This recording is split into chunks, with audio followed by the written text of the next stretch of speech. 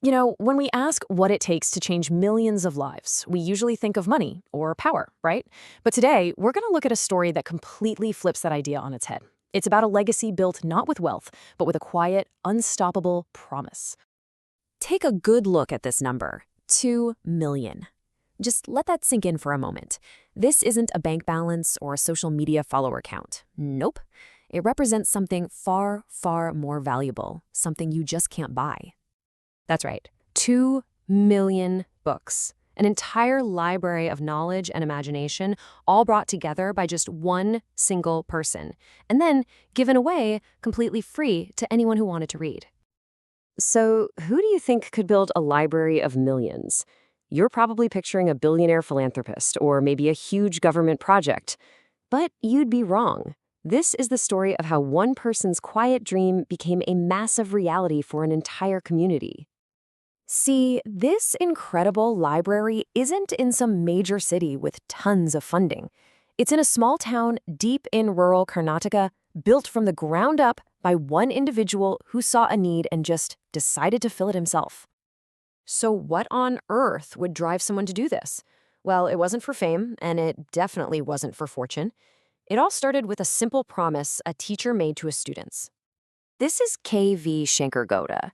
He wasn't a CEO, he was a school teacher in the Mandya district, and every single day he would watch these brilliant kids from local farming families, just full of potential, but limited because they couldn't afford books.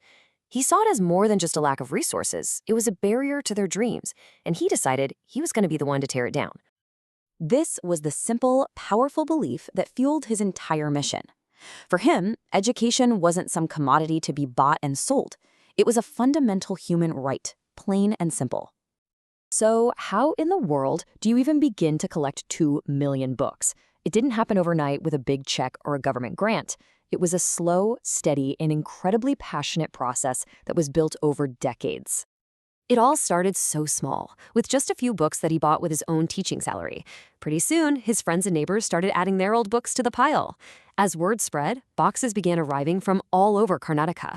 A small handful grew into hundreds, then thousands, until eventually the shelves were just overflowing with millions of stories. And you can see his model right here, and it's just beautiful in its simplicity. He basically proved that you don't need a huge budget to start a revolution.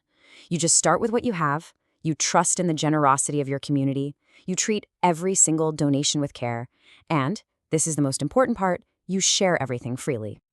This approach was absolutely radical. In his library, there are no ID cards, no membership fees, no late fines. The only requirement to walk in is a little curiosity. It's a system built entirely on trust, not on rules.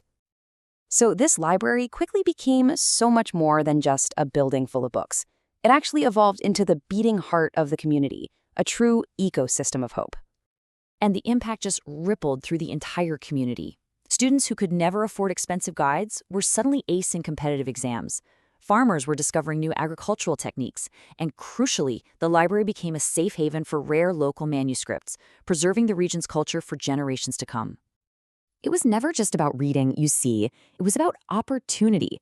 For countless people, the library wasn't just a place to find a book, it was the actual bridge that connected them from where they were to where they dreamed of being. Of course, a mission this ambitious was never going to be easy.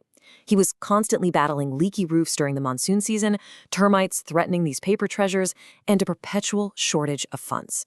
But every single time disaster struck, his own determination and the support of the community he was serving helped him rebuild.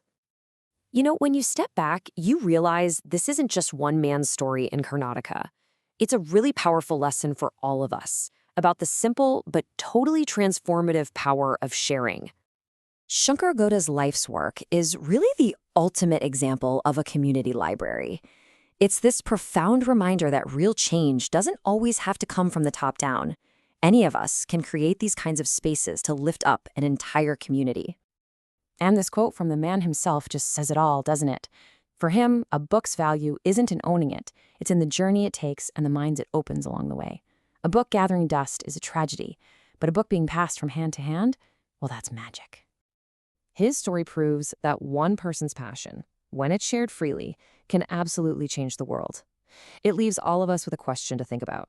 Every community has some hidden treasure, a skill, a story, a passion, just waiting to be shared. So, what's yours?